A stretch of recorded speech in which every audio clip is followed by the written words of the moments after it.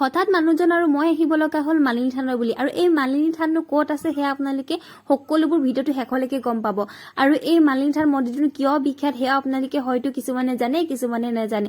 মানুহজনৰ গাটো বেয়া আছিল যদি হঠাৎ এনে কিয় গুচি আহিলো সেয়া আপোনালোকে হয়তো ভিডিঅ'টো শেষলৈকে গম পাব। ইয়াৰ চাৰিওফালৰ দৃশ্য কিন্তু মন কৰিবলগীয়া, চাৰিওফালে পাহাৰে আৱৰি আছে আৰু ইমান যে ধুনীয়া এটা পৰিৱেশ।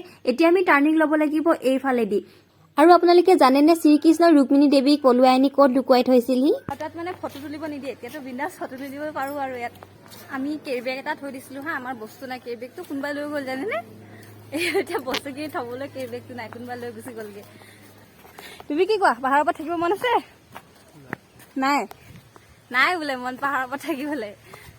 হেল্ল' এভৰিৱান, আজি আমি আহিছোঁ, আমি দুটাই মালিনী থানলৈ বুলি বহুত দিনৰ পৰা আহিম বুলি ভাবি আছিলোঁ, যিহেতু ফাইনেলি আজি আহিলোঁ। বাকী এতিয়া বিশেষ একো কৈ নাথাকোঁ, বাদ বাকী চব এতিয়া বস্তু অকণমান বজাৰ কৰিব আছে, সেইখিনি কৰি লওঁ। আৰু ভিতৰত কি কি হ'ব, মানে কেনেকুৱা আছে সেইবিলাক আপোনালোকক দেখাই যাম। তো বলক আপোনালোকে চাই থাকিব ভিডিঅ'টো শেষলৈকে।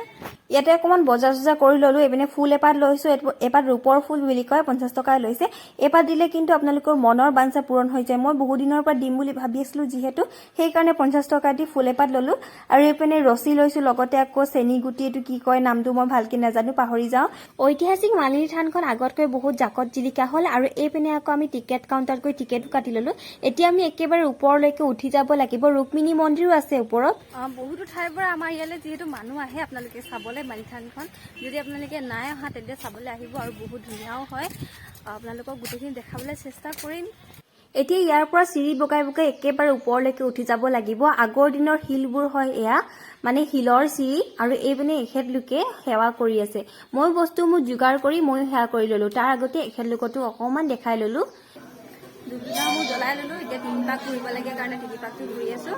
3 পাক ঘূৰিব লগা কথাটো মই পাহৰিয়ে গৈছিলোঁ। আমাৰ এখেতে ভগৱানৰ প্ৰতিমূৰ্তি দেখি চবতে এপাত এপাত ফুল দি দি গৈছে। আৰু এইপিনে ধূপ ধূনা মই জ্বলাই ল'লোঁ, তেখেতো জ্বলালে, ময়ো জ্বলালোঁ, লগতে আৰু ৰছীও বান্ধিব লাগিব। ঐতিহাসিক এই মন্দিৰটো চাওকচোন, দেখিবলৈ যি বৰ ধুনীয়া ন। আগতে ইমান ধুনীয়া নাছিল যদিও আজিকালি বৰ ধুনীয়া কৰিলে। বিভিন্ন দেশৰ পৰা মানুহবোৰ যিহেতু ইয়ালৈ আহে, সেইকাৰণে বহুত ধুনীয়াকৈ সজাইছে। আৰু ফুলৰ পুলি ইমানকৈ লগাইছে, বহুত ধুনীয়া ধুনীয়াকৈ। মনৰ বাঞ্ছা পূৰণ কৰিবৰ কাৰণে আমি গোটেইটো ৰছী চবতে লগাই দিলোঁ। আৰু এই মালিনী থানখন আছে লিকাবাৰীত, য'ত নেকি অৰুণাচল পাৰ হ'ব নালাগে। আৰু এইপিনে ৰছীও বান্ধি ল'লোঁ, লগতে ৰুক্মিণী মন্দিৰটো ওপৰত আছে দেই। এইবিলাক যে দেখিছে ষ্টেচুবিলাক, এইবিলাক আগতে মানে মিউজিয়ামটোত আছিলে হা, আৰু এতিয়া আনি পানি ইয়াত সজাই দিলেহি। আগতে মিউজিয়ামটোত আমি পইচা দি দি চাইছিলোঁ। এতিয়া টিকেট কাটিছোৱে বাৰু, হ'লেও মানে তাত আগতে এজন মানুহৰ প্ৰতি 10 টকা 20 টকা তেনেকৈ লৈছিলে। আৰু তাত মানে ফটো তুলিব নিদিয়ে, এতিয়াতো বিন্দাছ ফটো তুলিব পাৰোঁ। আৰু ইয়াত এতিয়া চালোঁ মেলিলোঁ, ঘৰলৈ যাওঁগৈ আৰু ফটো চটো অলপ মাৰি ল'লোঁ। আপোনালোকে শেষত চাবলৈ পাব ফটো কি কবি। এতিয়া এক্সিট ছাইডত ঘৰলৈ যাওঁগৈ। আজিয়ে কিন্তু বহুত দিনৰ মূৰত ফটো মাৰিছে দেই, আনকালে ফটো চটো নামাৰে নহয়। ওপৰত ৰুক্মিণী মন্দিৰ আছে, কিন্তু তাত যোৱা নহ'ল, অকণমান ৰাস্তাটো বেয়া হৈ আছে যে, যাবলৈ অকণমান অসুবিধা, সেইকাৰণে তালৈ যোৱাই নহ'ল। আৰু ৰুক্মিণী মন্দিৰলৈ ওপৰলৈ নাযাওঁ বুলি ভাবিছিলোঁ, ৰাস্তাটো বেয়া কাৰণে, কিন্তু এক্সট্ৰাকৈ বেলেগ এটা ৰাস্তা বনালে, সেইকাৰণে এতিয়া তালৈ আকৌ যাওঁ বুলি ভাবিলোঁ। আৰু মানুহ এজনে, চিনাকি মানুহ এজন ওলালে, তেওঁ ক'লে যে এইপিনেদি যাব পাৰিবা, সেইকাৰণে আমি এতিয়া এইপিনেদি মানে গৈছোঁ। ৰাস্তাটো সেইপিনেদি গ'লে মানে বেছি ওখ হয় বোলে, এইপিনে ইমান ওখ নহয়, এইপিনে যাব লাগে।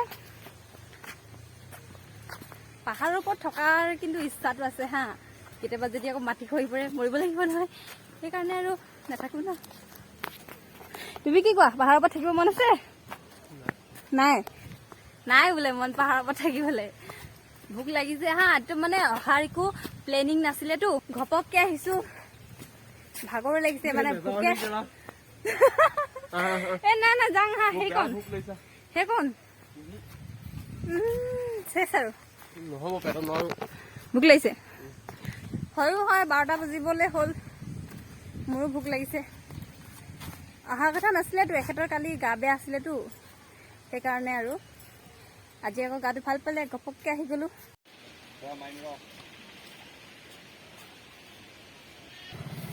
মানে আইচক্ৰীম লৈ ল'লোঁ, এখেতে খাবলৈ নিদিওঁ কৈ আছিলে, এখেতে নাখায়, গাটো বেয়া আছে, মই খাওঁ আৰু